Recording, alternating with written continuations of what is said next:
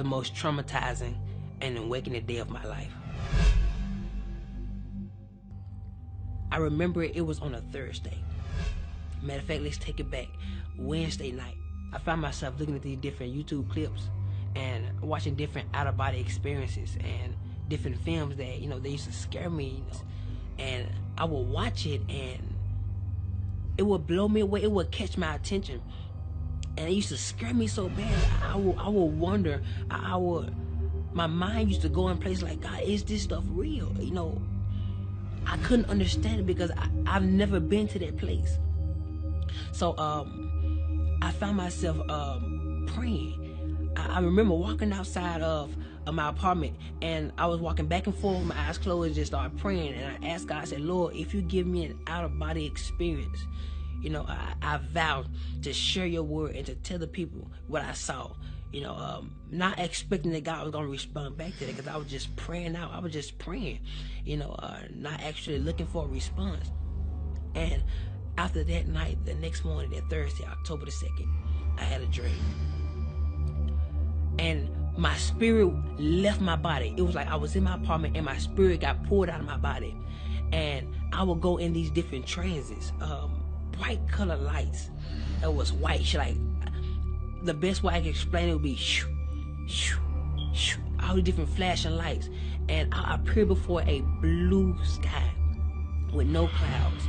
It was like a blue place. No land, no trees, no grass, no water, nothing. There was nothing there but a blue atmosphere. And I would see this atmosphere goes millions of miles upon millions of miles where nothing existed. It was like nothing was hidden. Everything was revealed. Everything was before your eyes. You could see it. And we was in this clear kind of body form, some form of light, as you would refer to a soul or a spirit, and I could see through. It was so transparent, and in front of me was thousands among thousands similar to what I was, and thousands among thousands behind me, and I knew that it was some form of a soul. And in the middle of my chest were seeds, multiple seeds. I didn't know what they were for, and I realized that I was the only being that could actually move out of my place and look and observe, smell, taste, feel. All my senses were active at this point. And so, I began to look around and to observe the things that I saw, not knowing that this was a dream. I thought this was reality. I thought this was actually happening, and I looked forward, and there was this great shadow way in front of me, way at the end of the line. It was like 1,000 people in front of me, and there was a shadow, a great big shadow, but it had no detail. It was like as a vapor, and I could see that it was a shadow of something that was in the front. And I had many questions at this point in this dream, and out of nowhere, I heard these words: "Depart from me." And this galaxy, this portal, I don't know what to call it, on the right side of God, or Jesus Christ, whoever you decide to identify that spot of judgment, on the right side of him, there was this big portal that opened up, and there will be stones of fire. Normally when you get a lighter and you cut it on, try to spark a flame, but instead of fire, it was stones. And they will leak out of this portal, and whoever that guy said depart from me flew down this place, and the stones were so hot that it would burn everybody outside of that portal. On the left side of our body or our form, it would burn us, and everybody would be like, ooh, like as if it was so cold or so hot. You would tell somebody to close that door. It's too cold. That's how hot it was, and the portal closed. And then he sent them so fast that the screams were late. I would hear, ah, like it was like, depart from me, and it closed up. Then the screams come, ah, and it terrified me. And then out of nowhere, something snatched us up, like we moved up the line. And I began to think, I didn't understand where we was. I'm like, oh my God, maybe this is judgment. Yeah, I had many questions, and I would hear, depart me, depart me, depart from me, boo. And all these different people will be sent to hell. And the part that scared me the most was the people that were getting judged. You could hear when God was talking to them, and you could hear everything they got judged from. So if somebody went to hell for something that you know you struggled with in your life, you know where you were going. And so I'm just saying, people go sit there, boo, boo, but I'm seeing the flame, and it's just constantly burning everybody outside that haven't been judged yet. And I could hear some of the people talking to God, and I remember there was a woman, blonde hair, and God was talking to her. He said, I'm not judging you for what you put on Facebook, but I'm judging you on how everybody else received it. 300,000 people were led astray by one of her Facebook posts. And he said their blood was on her hands. And out of nowhere, he said, depart from me. And I'm talking about, I couldn't express how powerful his words were. It's as if he said, depart from me, and everything shook. Boom. And she was sent with great force. And the portal opened up. Boom. She was going to fly. And it would close. And like, the scream was so late, it terrified me. People, adultery, fornication, so many different things that I could actually hear. And people in front of me were terrified because a lot of those people were struggling or went through the same situation, and they never repented. So 1,000 sent here. They would go, they were flying. They was flying so fast. I've never seen something so fast. And it got to the point where I was next in line, and he called me up, and he started talking to me. And keep in mind that our life held us hand to hand. So anything we did in our life testified against us. So you couldn't lie because your life testified. Say, yes, you did this at this time. Yes, you did. And whenever God would speak to me, you would see a big screen, like you would see as if whatever God says, it comes to life. And so he started talking to me, and he started telling me everything that I could have did better. And at this point, I'm like, okay, God, I could have did this better. I did it. I did okay with it, but I could have did better. So he began to say other things, and he brought up this specific woman. And he asked me, why didn't I forgive her? And he gave me her specific name. I'm not going to say it. He gave me her specific name. And I knew exactly what he was talking about. He asked me, why didn't I forgive her? I said, I did, God. I did forgive her. He said, well, if you forgave her, when you get on the phone and talk to her, why is it that you treat her like the situation happened all over again? And I'm like, God, but I did forgive her. He said, well, if you forgave her, why are those seeds still in your chest?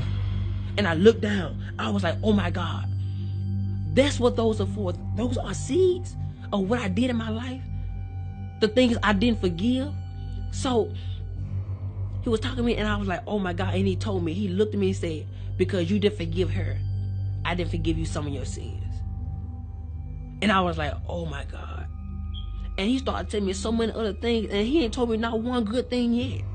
And at this point, I'm getting terrified because my mind is starting now going to a place where I'm imagining how hot this fire is going to be when this portal opens. And so, I'm scared. I didn't know how to explain how terrified I was. Words can't describe. When you meet God face, words can't describe how terrifying it is to look your Creator face to face. Where there's nothing hid from Him. There's nothing. Your inner thoughts are revealed before Him. Your perception, how you feel, everything that you hosted in this body is presented before Him. And so, I got to a point where I didn't want to hear God no more. I was just really turning my head because I was afraid that, it's already made his mind up. I was so afraid. And so I turned my head, and he would just constantly tell me everything that I didn't do right, or I should have did better. And at this point, I knew I was going to hell. I knew it. I was fully persuaded that this was it. So I turned my head, and I was like, I don't want to hear no more of it. My mind, I don't hear. I'm just really trying to imagine how hot hell is going to be. I'm like, oh my God, Lord. I have no more chance. If I go down there, I can't come back.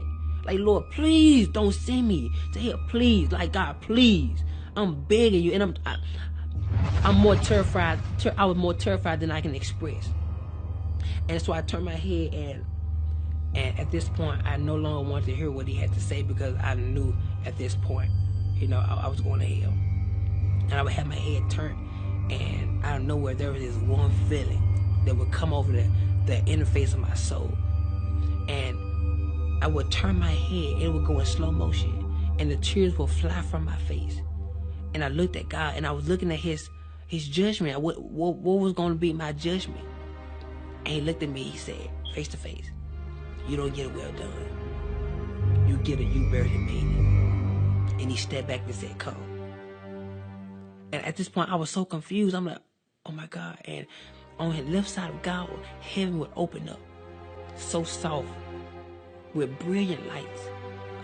The colors were indescribable, like colors I've never seen before in my life. It was so pretty, so amazing. And the colors would blossom as they grow, and the heaven will open up, so gentle. And I will walk toward that direction, and my hand would go in the portal. And when my hand went through, it got bigger. My arm went through, it got bigger. It was like I was growing into a mature state of a glorified body. And so my leg went through, like, got bigger, and you can see how big I got on the other side, and how my soul was being transformed into a glorified body. And my body would go through it, and only piece that was left behind was my leg. And right before my last foot got in, I woke up. The dream scared me so bad. I was underneath our living room table for hours. I was so terrified. I was terrified to move. I was terrified to do anything, because I was afraid it was going to be added to my judgment. I thought that was the judgment. That didn't feel like a dream. I could feel, I could taste, I could tell you how it made me feel. Everything was so alive in the dream. And at that moment, I was asking God, why did you give me this dream?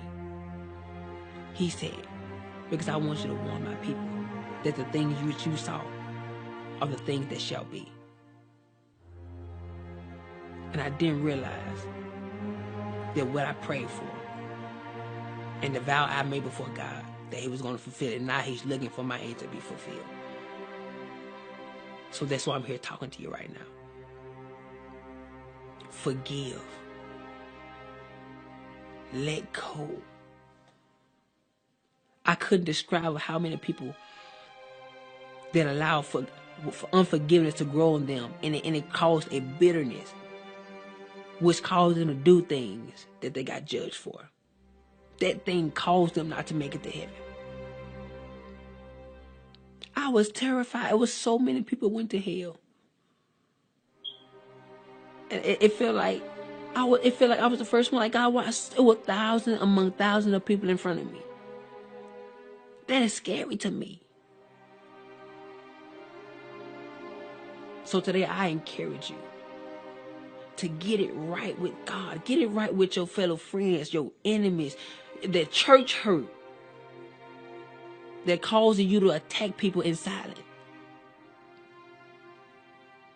Go get it right, because hell is not worth it. God scared me so bad in this dream, but I knew it was for a reason. So today, choose love.